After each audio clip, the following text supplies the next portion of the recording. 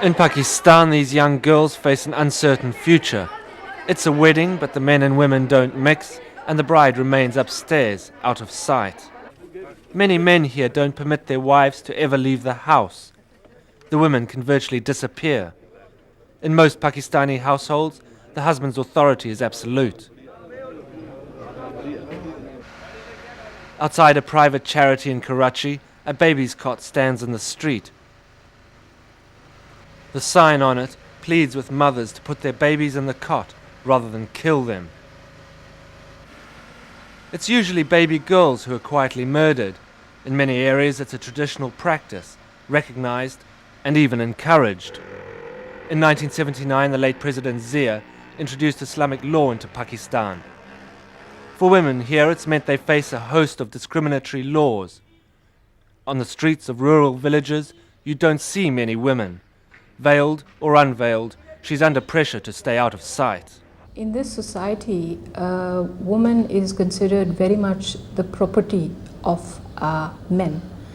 And that is the way a girl is treated from day one. That unless she conforms to the family's dictates, she's considered rebellious and an outcast. Some of those who do rebel wind up here at the Karachi North Insane Asylum for Women. According to the doctor here, most of these women lost their sanity after cruelty and abuse from husbands or families. In Pakistan, stress and overwork cause women to die on average younger than men. Of the 1,200 women here and their children, many appeared quite normal. The doctor said this 15-year-old girl was healthy. Her parents had brought her here saying she'd become uncontrollable when her arranged marriage was discussed. Others wanted to know why they were being detained. We belong to a respected family. Why they are not discharging us? Why are they not discharging us? Those in charge admit it's hard to separate the truly insane from the healthy. But largely run by cured inmates, and with only one psychiatrist for all 1,200 women, it's a system which is open to easy abuse. Many of the problems faced by women arise from men marrying more than once. This house is said to deal in slave girls. The buyers are mostly older married men. We were told that up to 3,000 girls can be on sale on Karachi's streets each day. In this show house run by a private charity, slave girls have found opulence after a nightmare. At the Clifton Home for Girls, many were lured or kidnapped from their homes in Bangladesh and brought to Pakistan to be sold.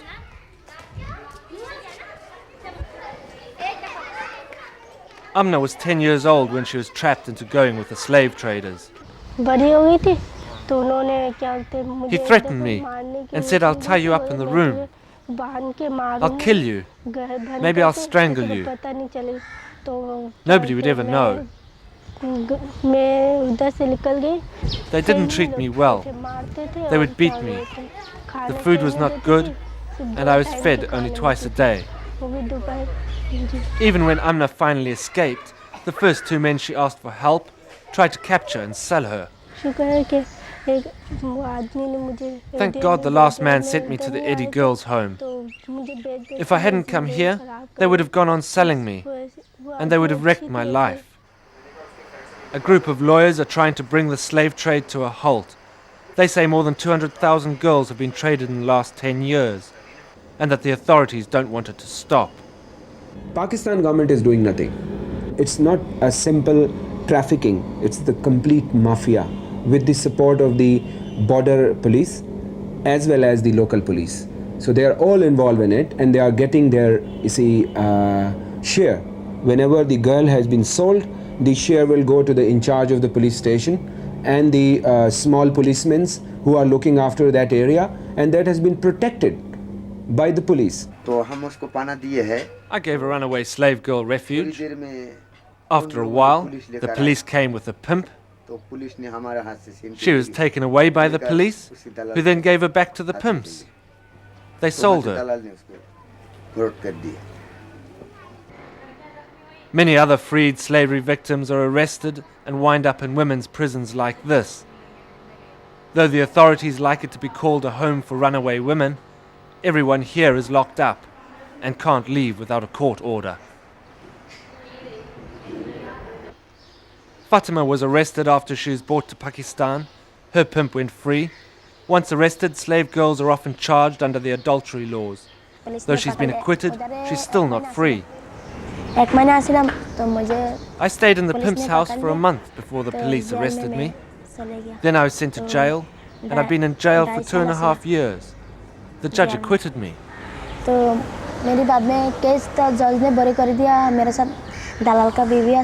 What police do whenever they make raids or they recover some of the girls, they arrest some pimps. So instead of making that woman as a star witness of the prosecution in the case, they make, you see, the women also as an accused under the zina ordinance. And then she will be in prison. But not only freed slaves are imprisoned under the zina adultery laws. These women are here for fleeing arranged marriages, escaping cruel husbands, even for having been raped. In Pakistan, rape victims are considered accessories to the crime. Rape requires 4 male witnesses, otherwise the victim's likely to be locked up.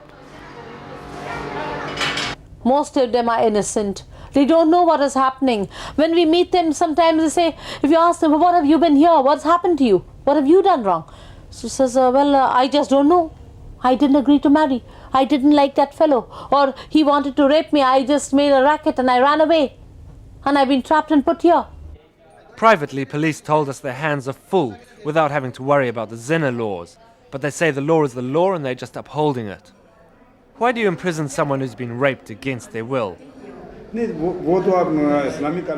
Well, under Islamic law, you can be charged whether or not you did it willingly.